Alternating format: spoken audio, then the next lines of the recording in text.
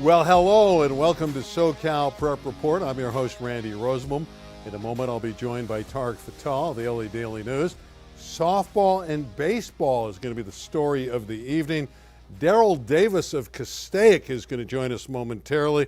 And a little later in the program, we're going to talk Pacifica softball, that group from Garden Grove that won the CIF championship at the highest level. We have Bryn Nally, their outstanding pitcher, and the coach, Tony Arduino. They'll join us in a little while. Excited to talk to Bryn. I have an NIL proposed deal for, not really, but I want to showcase how NIL deals, name, image, and likeness, works. But Tarek, let's first chat about, you're laughing. What did I do wrong? Why is it always about money with you, man? Because I got to pay for your meals when we go out to dinner. Okay. I got you on that one, didn't I? Yeah, you did. Yeah, you did. I recognize you this week because it's 2 weeks in a row now. You don't have the mustache. Okay. Jay Serra wins the baseball championship. Yeah. 2 years in a row, beating Santa Margarita. That's right. Great games. Two teams from the Trinity League. 1-0. They both had their aces going, so this isn't a great surprise that it was a low-scoring game. 8 innings, I believe it took, and you can't get a better coach in all of the state of California than Brett Kay. Just a stand-up guy, doing it for all the right reasons, a great coach, instructs his players. Happy for him. What I like is both teams, their first 6 in the lineup are all D1 commits. That's insane, and you end up having a 1-0 game. I know the game you want to talk about is Crespi. Yep. The Celts in D2 beat the South Hills Huskies 6-5. But that's really not the story. The fact is the Celts were down 5-2 and had 1 at-bat left and rallied for victory. I couldn't believe it. I call it the obit. I had an obituary written up for Crespi. Their season was done. They go into the final inning, and this is a ball that gets thrown away, and Chris Arce scampers home from third base. They score, if my math serves me correctly, 4 runs in the 7th inning to win the game. It was unbelievable. This is coach talking to the team after the game. Everyone was beside themselves. I'm with Eric Sonheimer from LA Times in the press box, and we're just looking at each other. We couldn't believe what had unfolded. That's right. Crespi comes back, scores 4 runs, and has a walk-off championship performance. All right, let's talk about Castaic. I know it's a subject matter that we're going to get into greatly with their head coach, Darrell Davis. They won the championship of D6 against Hesperia Christian. Easy win, 7-0. But what strikes me, this is really only the second year they were playing high-level baseball. Only the second year for the varsity program. They had to play in the really competitive Foothill League. They find a way to get an automatic berth, and they just ride really great baseball, good pitching. And Darrell Davis, the head baseball coach, started the program with just freshmen in 2019. That's when the school opened. And here they are, they're CIF champs. Maybe the best nugget of the whole thing is as much talent comes out of that Foothill League, Castaic's only the second team ever to win a baseball Foothill League title. Hart did it in 1999. Yeah, they did. All right, it's time to bring in Darrell Davis, beaming with joy. Now he's in Las Vegas from, I guess, the winnings from, he couldn't gamble on the game, so I don't know where he's got the winnings from to go to Las Vegas. Darrell, great having you on the program. Congratulations, and how surprised are you that you won a CIF championship this early in the school's existence when it comes to baseball? Number one, thank you for having me on the show. I am surprised, I'll be honest with you. We started off very young. We started the program in 2019. 5 of those kids were the ones that were able to celebrate with us last Friday when we won.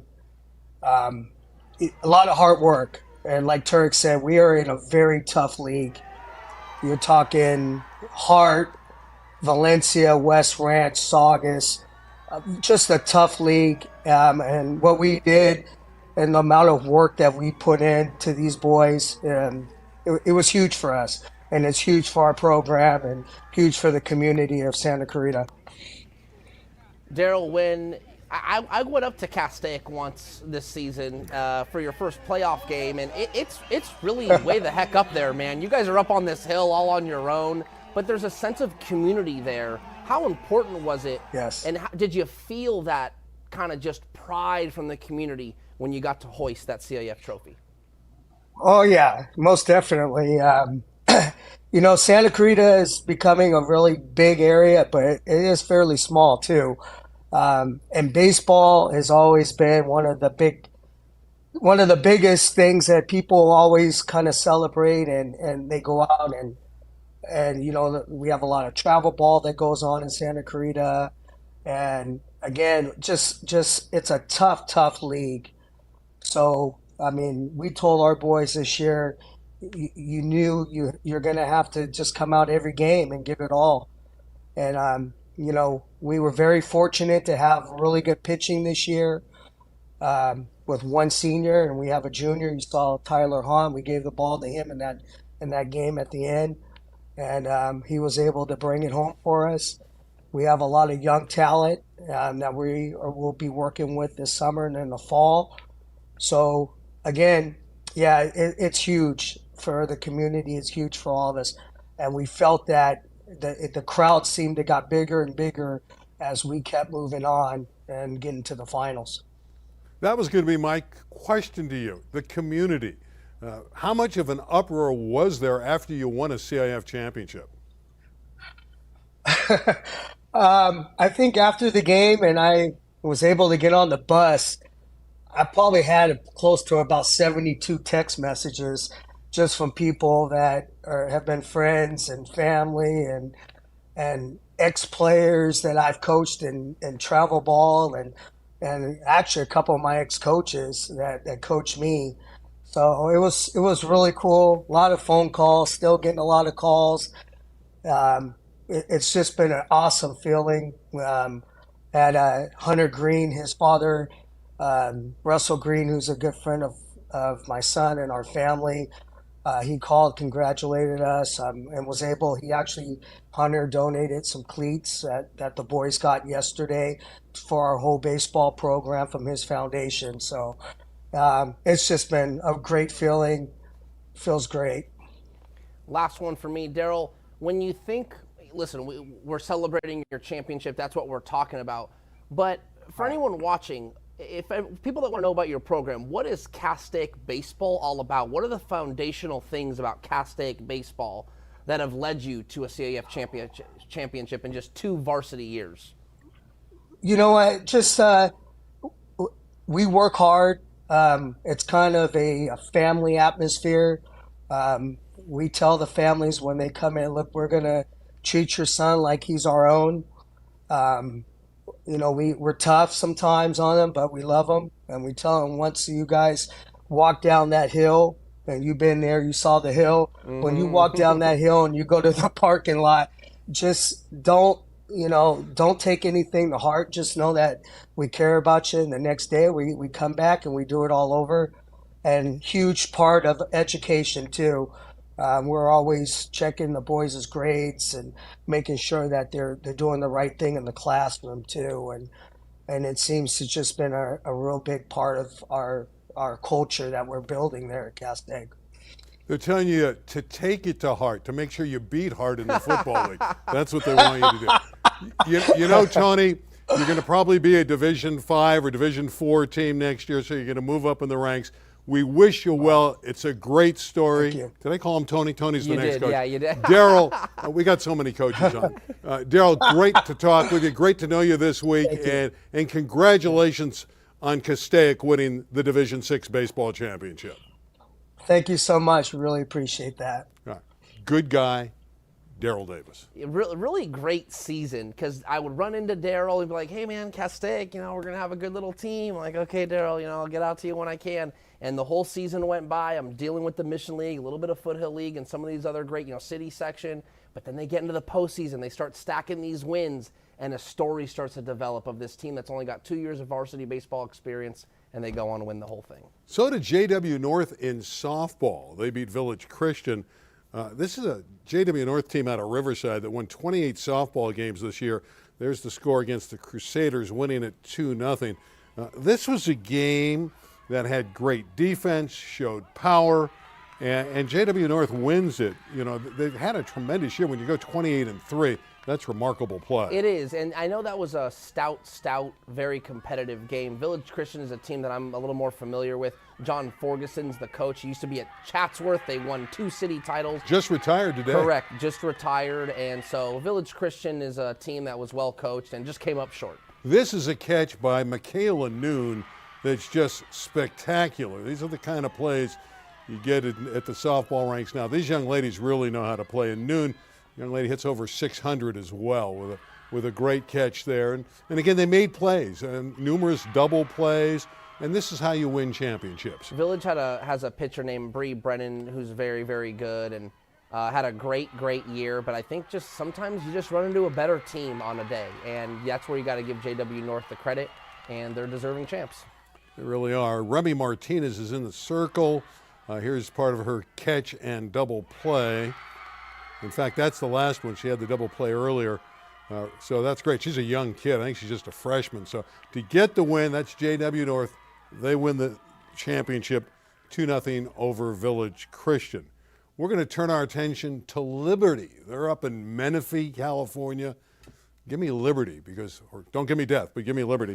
Liberty wins, knocking off the Irvine Vaqueros. This was more of a slugfest. They scored 5, and again, this side of the team from Pacifica, who scored 15 in the finals, 5 runs normally is going to get it done, and did here.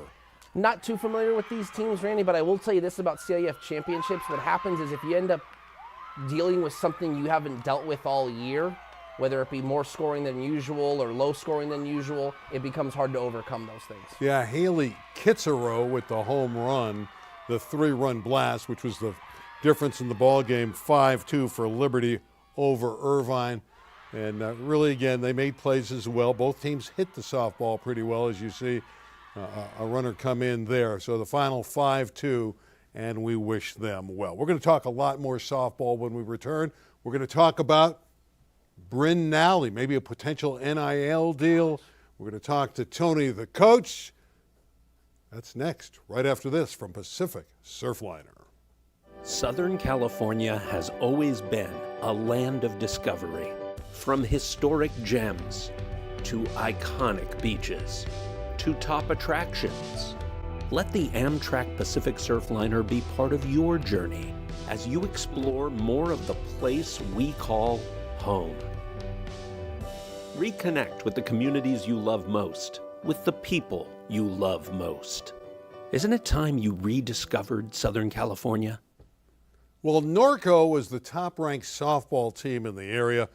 Many believed that they would win the championship, but Pacifica Irvine, a very young team, outslugged them in the finals, 15-9 to win the D1 championship. There it is.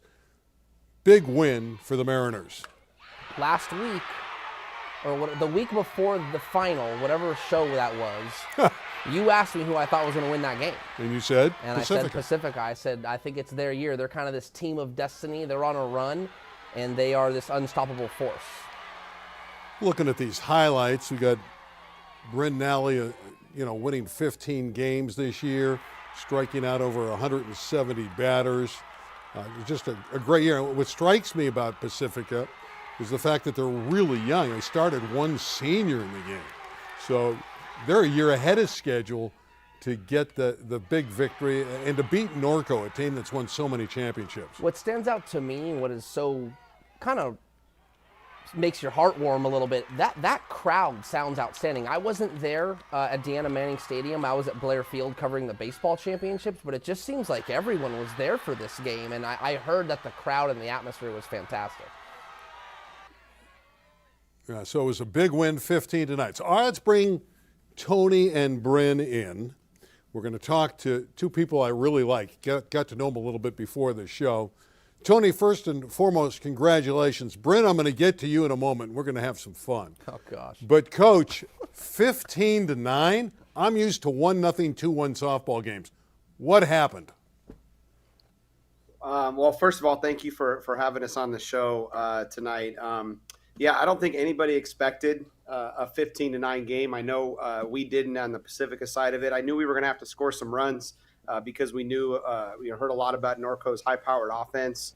So I kind of coming into it, I figured we would need 7 or 8, and 7 or 8 wouldn't have got it done actually, but 15.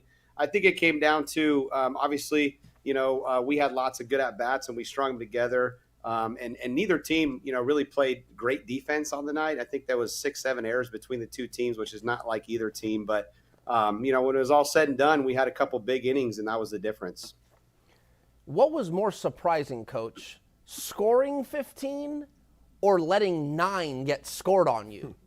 If you're being honest, what stood out a little bit more to you that's a little bit hard to believe? You know what? We have a really good offense, and we have a pretty good offense, and giving up 9, that surprised me. But like I said, we didn't play great defense, and Norco puts a lot of pressure on you. There's no outs in that lineup. 1 through 9, they put pressure on you. So I think giving up the 9 runs was more surprising for me because I know our offense, and I know we have the ability to put runs on the board consistently. So I think giving up the 9 for sure. Miss Nally, fine to talk to you. I'm looking forward to this.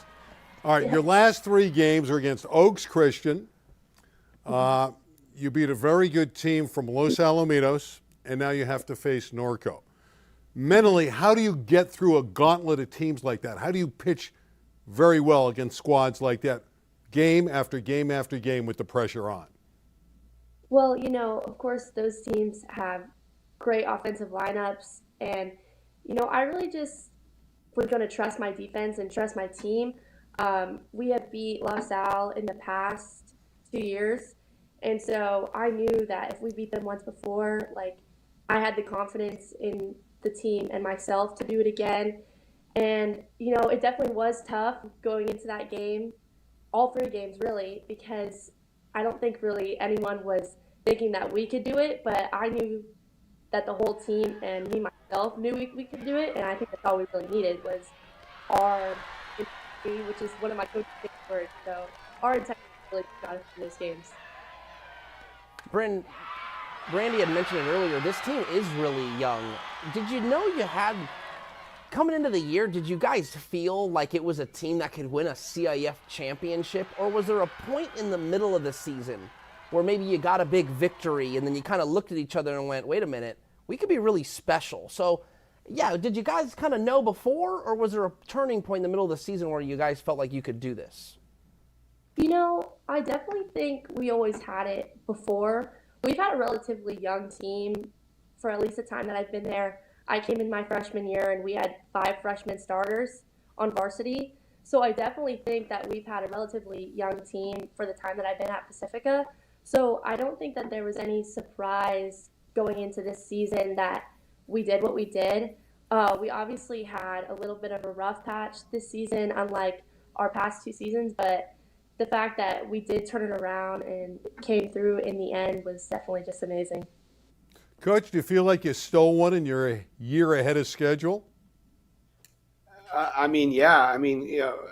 told you before the show started that this team has a talent to put ring. I tell them all the time to put a ring on your finger every single year. I think we just it really came down to just getting hot at the right time. Brent alluded to it a little bit. We had a rough patch. Really the first half of the season we didn't play well, but we stuck with it. We stayed the course, like we say. And we got hot at the right time. When we didn't win our league, I think that was kind of an eye-opening thing for our team. But once that didn't happen, we didn't meet that goal. We still have that opportunity to get hot at the right time and to peak at the right time, and that's really what we did. I mean, we were playing our best softball the last 8 games of the season, and there's no doubt when this team plays to their capability like that. I mean, there's really, in my opinion, there's nobody that can beat us.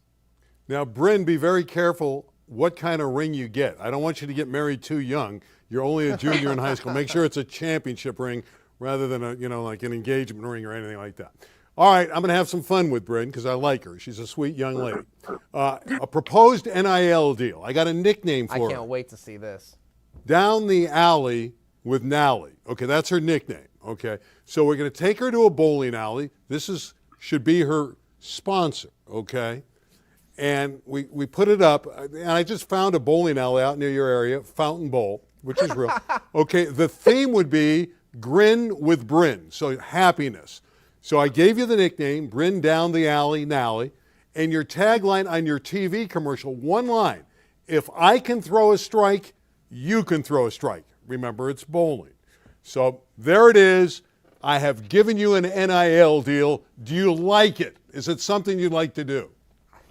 You know, I've actually been to the Fountain Bowl, and I don't mean to brag, but I am pretty good at bowling, so I think that's pretty characteristic.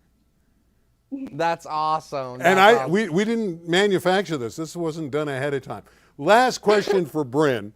Where do you want to get better next year? You're only a junior. I know you're on your way to Long Beach State. You've already committed, and congratulations. How does Bryn Nally get even stronger and better in her senior year? You know, I would definitely say increasing velocity with my pitching and increasing spin, as well as increasing my offensive side, like getting a little stronger and being able to hit more balls out the park, because that would always be nice. Congratulations, guys. Maybe we'll have you back next year. 2 in a row, it can happen. It happened to Jay Sarah in baseball. Why not Pacifica in softball? Congratulations. Great, great, great job with a young team. Tony and Bryn, enjoy the rest of the night. I like how you think, and thank you for having us. You got it. It was our pleasure. That was neat.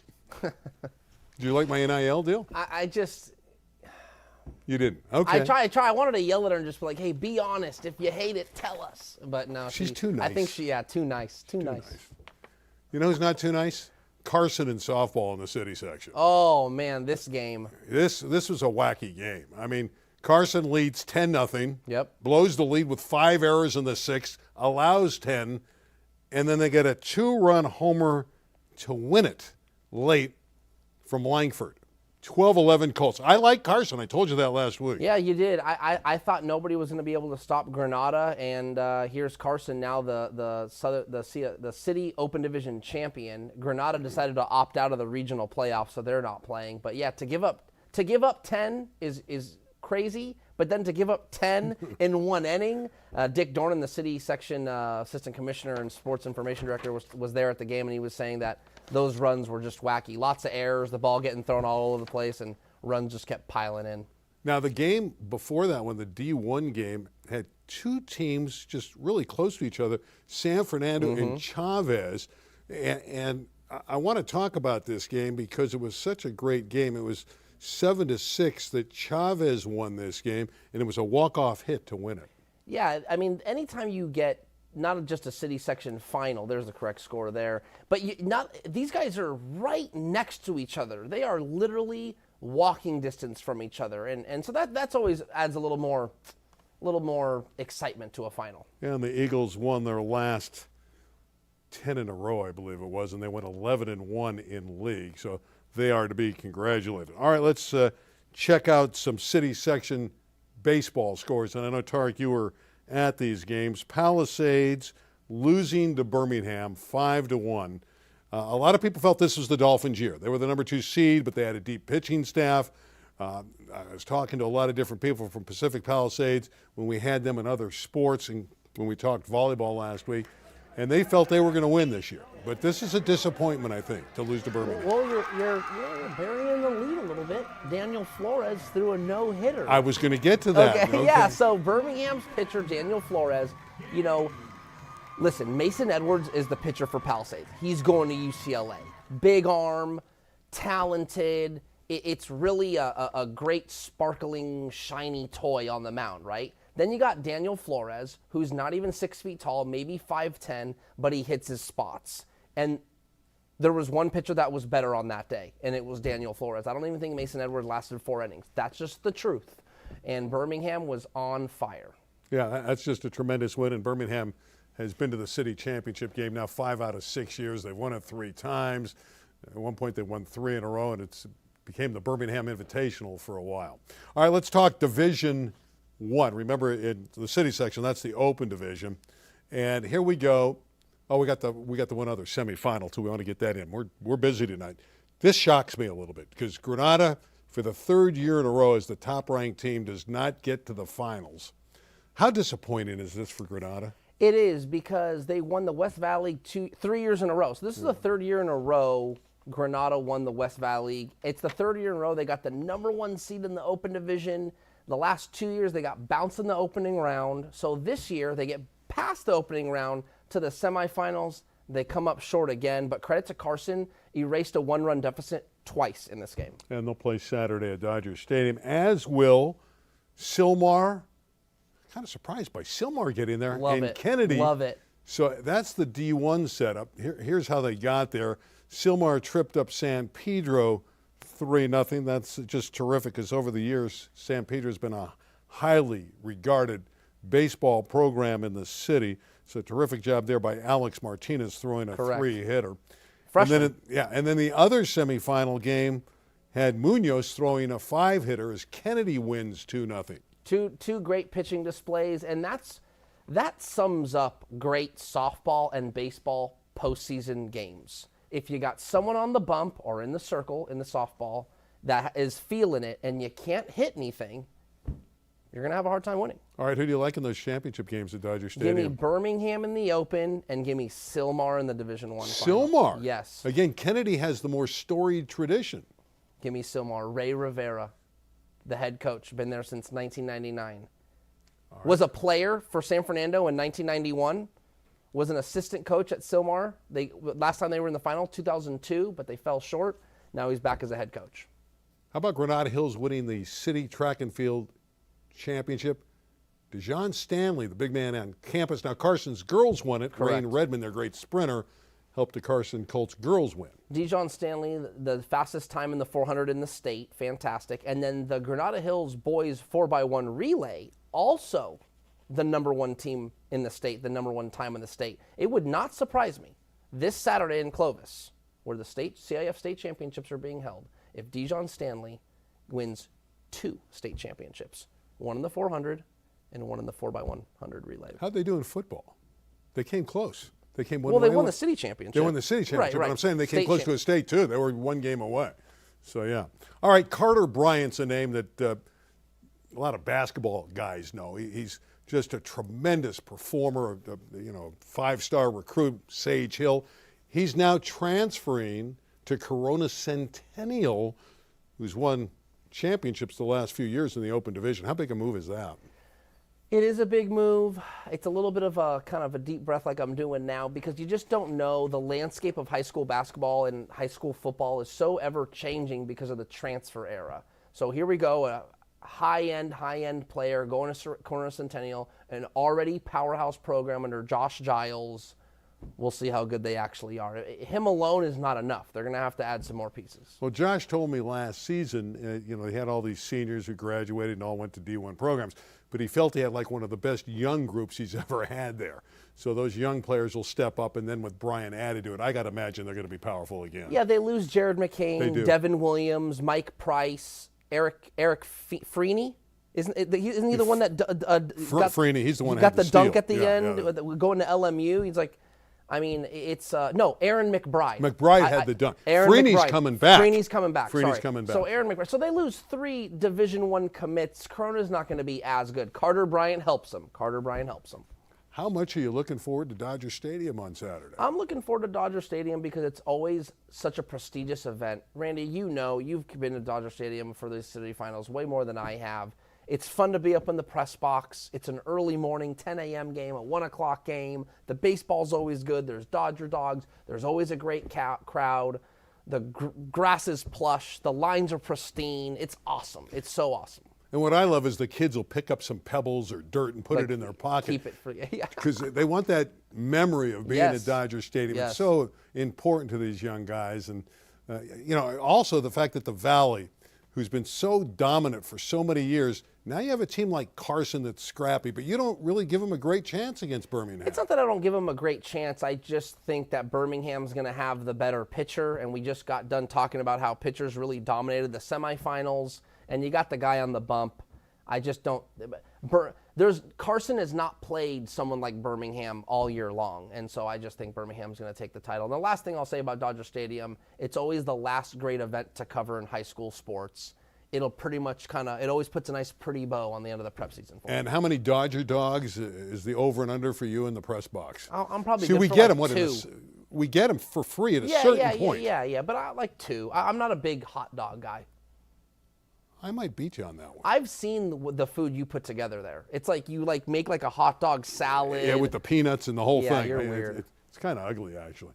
Unlike this show, this was great. We thank Pacifica's coach, Tony Arduino and Bryn Nally, for coming aboard and talking about their team winning a CIF championship in the Southern section in softball, and for Darrell Davis winning at Castaic in baseball. Just a great tribute to him in only his second year. We'll see you next week. That's it. I'll see you on Saturday, I think. Yeah, that's true. Well, it's almost next week. Sunday's officially next week, so I'll see him on Saturday. For Tark and our LA36 group, I'm Randy Rosenblum. Next Thursday night, live right here at 9 p.m. for SoCal Prep Report. Good night, everybody. You know those like national hot dog eating contests? I've been in it. Okay, so. Yeah, I was in the Nathan's hot dog eating contest. Okay, how many did you eat? I did What 10. time?